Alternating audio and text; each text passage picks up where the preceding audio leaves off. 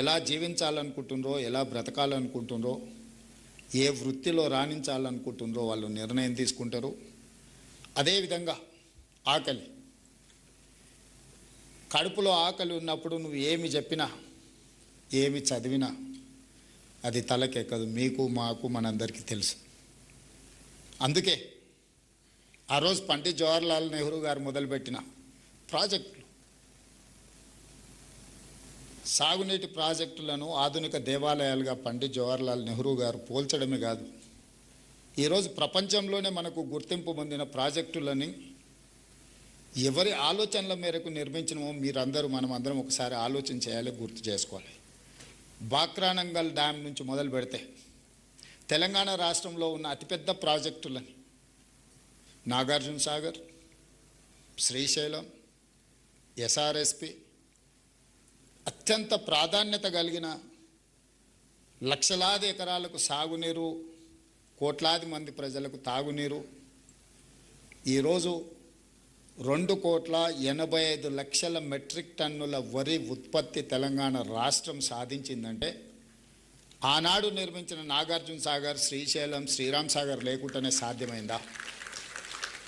ఈరోజు చాలామంది చాలా విషయాలు మాట్లాడుతున్నారు. నేను పెద్దగా ఈ సందర్భాన్ని రాజకీయ విమర్శలకు నేను వాడుకోదలుచుకోలే. ఎందుకంటే ఈ సమావేశం యొక్క విలువను నేను తగ్గించదలుచుకోలే. ఎడ్యుకేషనల్ ఇన్స్టిట్యూట్స్, ఈరోజు మీరందరూ ఇక్కడున్న పాండురంగారెడ్డి గారి కాడి నుంచి మొదలు పెడితే ఇక్కడున్న ఐఏఎస్లు, ఐపీఎస్లు, లేకపోతే ఇక్కడున్న విద్యాశాఖలో పనిచేస్తున్న వాళ్ళు, లేకపోతే వేదిక మీద ఉన్న కేశవరావు గారు లాంటి వాళ్ళు, తెలంగాణ సమాజంలోని మేధావిగా గుర్తింపు పొందిన జైపాల్ రెడ్డి గారు, వీళ్ళందరూ ఎవరు ఎడ్యుకేషన్ విధానాన్ని తీసుకొస్తే చదువుకున్నారు. ఈరోజు ఈ దేశంలో ఉన్న యూనివర్సిటీలు, ఈరోజు ఈ దేశంలో ఉన్న ఐఐఎంలు, ఐఐటీలు ఎవరు ప్రారంభించారు? ఎవరు ఆలోచన? ఏ ప్రధానమంత్రి ఆలోచన చేస్తే ఈ దేశంలో ఐఐటీలు, ఐఐఎంలు, నోబెల్ గ్రహీతలు ఈ దేశానికి అందించిన యూనివర్సిటీలు. నిజంగానే ఆ రోజు పండిత్ జవహర్లాల్ నెహ్రూ గారు ఎడ్యుకేషన్ తన మొదటి ప్రాధాన్యత, ఇరిగేషన్ దాంతో సరి సమానంగా ప్రాధాన్యత అనుకోకపోయిన ఉంటే ఈ దేశం ఈరోజు ఇంత అభివృద్ధి సాధించి ఉండేదా? మనతో పాటు స్వతంత్రం వచ్చిన పాకిస్తాన్ మన పక్కనే ఉంది, బంగ్లాదేశ్ మన పక్కనే ఉంది. 1947కు ఒక 3-4 సంవత్సరాల ముందు, 3-4 సంవత్సరాల తర్వాత ప్రపంచంలో చాలా దేశాలకు స్వతంత్రం వచ్చింది. ఆ దేశాల యొక్క స్థితిగతులు, ఆర్థిక వ్యవస్థ, అక్కడున్న విద్యా, ఉద్యోగ, ఉపాధి అవకాశాలు ఒకసారి పోల్చి చూసుకోండి. ఈనాడు 140 కోట్ల జనాభా, 35 కోట్ల జనాభా నుంచి 140 కోట్ల జనాభా పెరిగినా ఈ జనాభాకు విద్యను, ఈ జనాభాకు భోజనాన్ని అందించగలుగుతుంది దేశము అని అంటే ఎవరి ప్రణాళికల వల్ల ఈ దేశం, ఏ ప్రజాప్రతినిధి పంచవర్ష ప్రణాళికలు తీసుకొచ్చిండు, ఏ ప్రజాప్రతినిధి హరిత విప్లవం తీసుకొచ్చిండు, ఏ ప్రజాప్రతినిధులు, ఏ ప్రభుత్వాలు ఈ దిశగా ఆలోచన చేసినాయి? విమర్శలు చేసేవాళ్ళు విమర్శలు చేస్తారు. ఆ రోజున్న ఆర్థిక వ్యవస్థ, ఆ రోజున్న ఆర్థిక వనరులు స్వతంత్రం వచ్చినప్పటి నుంచి 2014 వరకు ఈ దేశానికి అయిన ప్రధానమంత్రులందరూ కలిసి 51 లక్షల కోట్ల అప్పు చేస్తే 2014 నుంచి 2026 వరకు 12 సంవత్సరాలలో ఇప్పుడున్న ప్రధానమంత్రి చేసిన అప్పు 151 లక్షల కోట్ల రూపాయలు.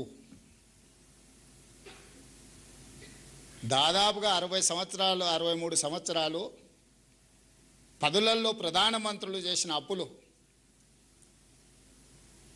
50 లక్షల కోట్ల రూపాయల అప్పు అయితే ఇన్ని ప్రాజెక్టులు కట్టిండ్రు, ఇన్ని రైల్వే లైన్లు వేసిండ్రు, ఇన్ని నేషనల్ హైవేలు వేసిండ్రు, ఇంత ఇన్ఫ్రాస్ట్రక్చర్ ఇచ్చారు, లక్షలాది గ్రామాలకు విద్యుత్తునిచ్చారు, లక్షలాది గ్రామాలకు విద్యనిచ్చారు, లక్షలాది గ్రామాలకు తాగునీరుని అందించారు, లక్షలాది గ్రామాలకు సాగునీరు అందించారు. మరి 14 సంవత్సరాలలో మీరందరు అకాడమిషియన్స్, ఎకనామిస్టులు ఉన్నారు ఇక్కడ. విమానాశ్రయాలు ఏమైనా మనకు కొత్తగా వచ్చినాయా? రైల్వే లైన్లు ఏమైనా కొత్తగా వచ్చినాయా? విపరీతంగా ఏమైనా పోర్టులు వచ్చినాయా, ఎయిర్పోర్ట్లు ఏమొచ్చినాయి? కానీ ఈ 12 సంవత్సరాలల్లో ఈ దేశం నిన్నగాక మన పార్లమెంట్లో సమాధానం ఇచ్చినప్పుడు ఈరోజు దేశం యొక్క అప్పు 201 లక్ష కోట్ల రూపాయల అప్పు ఈరోజు ప్రత్యక్షంగా ఈ దేశం మీద ఉన్నది. ఎట్లయితే 8,11,000 కోట్ల రూపాయల అప్పు తెలంగాణ మీద ఉన్నదో భారతదేశం మీద 201 లక్ష కోట్ల రూపాయల అప్పు ఉన్నది. మరి అయినా ప్రధానమంత్రి ఆనాటి పండిత్ జవహర్లాల్ నెహ్రూ గారిని, రోటీ కపడా और మకాన్ అన్న ఇందిరాగాంధీ గారిని, పేదలకు కూడు గూడు నీడ అన్న గొప్ప వ్యక్తులను, దళితులు, గిరిజనులు, ఆదివాసీలు, మహిళలు గొప్పగా కొలుచుకునే నాయకులను కూడా విమర్శిస్తూనే ఉంటారు. ఆ విమర్శలనే మనం దృష్టిలో పెట్టుకొని ఆ విమర్శలతో మనం బాధపడి పని చేయకుంటూ ఉంటే ఈ దేశం ముందుకు సాగదు. స్వతంత్రం వచ్చినప్పుడు ఒక మనిషి యొక్క సరాసరి జీవన ప్రమాణం, ఒక మనిషి యొక్క life span the time of freedom 32 years. 32 సంవత్సరాలే ఒక మనిషి యొక్క యావరేజ్ లైఫ్ స్పాన్ మనకు స్వతంత్రం వచ్చినప్పుడు. ఈరోజు లాస్ట్ ఇయర్ రిపోర్ట్స్ వచ్చినాయి, 73 సంవత్సరాలు ఒక మనిషి average life span. Today 73 years. 32 సంవత్సరాలు ఒక మనిషి యొక్క లైఫ్ స్పాన్ నుంచి 73 సంవత్సరాలకు మనకు పెంచడం. గోయింగ్ ఫార్వర్డ్ అది 100 ఇయర్స్ కూడా కావచ్చు. ఈ ఫౌండేషన్ వేసింది ఎవరు? ఈ ఆలోచనలనే విధానాలుగా మార్చిన వాళ్ళు ఎవరు? ఆ విధానాలు ఈరోజు సత్ఫలితాలను ఇస్తున్నాయా లేవా? చిన్న చిన్న సంఘటనలను చూపించి గొప్ప గొప్ప విజయాలుగా మాట్లాడుకుంటే, ఆనాడు జరిగిన యుద్ధంలో చైనాను ఓడించి, ఆనాడు జరిగిన యుద్ధంలో పాకిస్తాన్ ఓడించి, పాకిస్తాను కలిసి ఉంటే ఈ దేశం మనుగడకు ప్రమాదంగా మారుతుందంటే పాకిస్తాన్ని చీల్చి 2 దేశాలుగా, బంగ్లాదేశ్గా పాకిస్తాన్గా చీల్చి ఆ దేశాన్ని అన్ని రకాలుగా బలహీనపరిచి భారతదేశ సార్వభౌమాధికారాన్ని నిలబెట్టిన ప్రధానమంత్రి ఎవరు మీకు తెలీదా? నేను చెప్పాలా? అలాంటి గొప్ప వ్యక్తులను కూడా ఈరోజు విమర్శిస్తారు. దాని గురించి మనమేం పెద్దగా ఆలోచన చేయాల్సిన పని లేదు.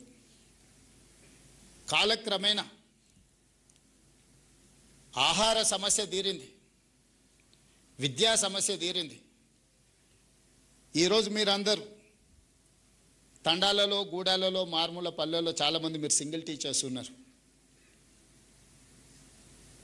ప్రతి గూడెంలో సింగిల్ టీచర్, ప్రతి 2 కిలోమీటర్లకు ప్రాథమిక పాఠశాల, ప్రతి 5 కిలోమీటర్లకు ప్రాథమిక ఉన్నత పాఠశాల, ప్రతి 10 కిలోమీటర్ లోపల ఒక ఉన్నత పాఠశాల, ప్రతి మండలంలో జూనియర్ కాలేజ్, ప్రతి నియోజకవర్గంలో డిగ్రీ కాలేజ్, ప్రతి రెవెన్యూ డివిజన్లో ఇంజనీరింగ్ అండ్ మెడికల్ కాలేజ్, 10 ఆనాటి ఉమ్మడి జిల్లాలకు 10 యూనివర్సిటీలు. వీటన్నిటిని కూడా ఏ ప్రభుత్వంలో ప్రణాళికలు సిద్ధం చేసినరో, ఏ ప్రభుత్వంలో డిఎస్సి నోటిఫికేషన్లు ఇచ్చినరో, ఏ ప్రభుత్వంలో ఉపాధ్యాయుల నియామకాలు జరిగినాయో మీరు ఒకసారి చరిత్రను తిరిగేయండి. రెసిడెన్షియల్ స్కూల్స్ మొట్టమొదటిసారి పివి నరసింహారావు గారు హెచ్ఆర్డి మినిస్టర్గా ఉన్నప్పుడు ప్రారంభించారు. నల్గొండ జిల్లాలో ఉన్న రెసిడెన్షియల్ స్కూల్. అక్కడి నుంచే మొన్నటి వరకు ఉన్న మన రామకృష్ణారావు గారు చీఫ్ సెక్రటరీ గారు ఆ పాఠశాలనే చదువుకున్నాడు. ఇంతకంటే ముందు మనకు బుర్రా వెంకటేశం ఎడ్యుకేషన్ సెక్రటరీ ఉండే, అతను అక్కడే చదువుకున్నాడు. అదే ఈనాటి నవోదయ స్కూళ్ళకు స్ఫూర్తి. అవే ఈరోజు మనం కట్టుకుంటున్న రెసిడెన్షియల్ స్కూళ్ళకు స్ఫూర్తి. దేశానికే ఈరోజు ఐఏఎస్లను, ఐపీఎస్లను గొప్ప నాయకత్వాన్ని అందించిన ఆలోచన మాజీ ప్రధానమంత్రి పివి నరసింహారావు గారి యొక్క బ్రెయిన్ చైల్డ్. ఈరోజు మన ఎడ్యుకేషన్ సిస్టమ్నే సమూలంగా మార్చడం వల్లనే ఈరోజు మనందరం ఇక్కడ ఉన్నాం. కానీ విద్య అందింది, మన ఆకలి తీరింది, కానీ ప్రపంచంతో పోటీ పడాలంటే ఇది సరిపోదు. ఇది నా నిశ్చితమైన అభిప్రాయం. విద్యలో నాణ్యతను ప్రపంచం ఆశిస్తుంది పోటీ పడాలంటే. తినే తిండిలో పౌష్టిక ఆహారాన్ని, న్యూట్రిషన్ ఫుడ్ని ఈరోజు డాక్టర్స్ రికమెండ్ చేస్తున్నారు. ప్రతి తండా, గూడెం, మారుమూల పల్లెకు ప్రతి పేదవాడికి విద్యను అందించడం సరిపోదు. ఆ పేదవాడిని ప్రపంచంతో పోటీ పడే విధంగా ప్రపంచంలో జరుగుతున్న పరిణామాలను అర్థం చేసుకొని, ఎవరినైతే మనం ఆదర్శంగా తీసుకున్నామో ఈరోజు German, Japan, south Korea, Finland or China, నేర్చుకోవడమే కాదు, నేర్చుకున్న వాళ్ళతో పోటీ పడే విధంగా తెలంగాణను తీర్చిదిద్దడమే ఈ ప్రభుత్వం యొక్క లక్ష్యము, ఆలోచన. దానికి ప్రతినిధులు మీరే. ఆనాడు పండిత్ జవహర్లాల్ నెహ్రూ గారు ఆలోచన చేసినా దాన్ని అమలు చేసింది మీలాంటి ఉపాధ్యాయులు, లేకపోతే మీలాంటి ఇంజనీర్లు. ఈరోజు నేను ఏదైనా ఆలోచన చేసినా, నేను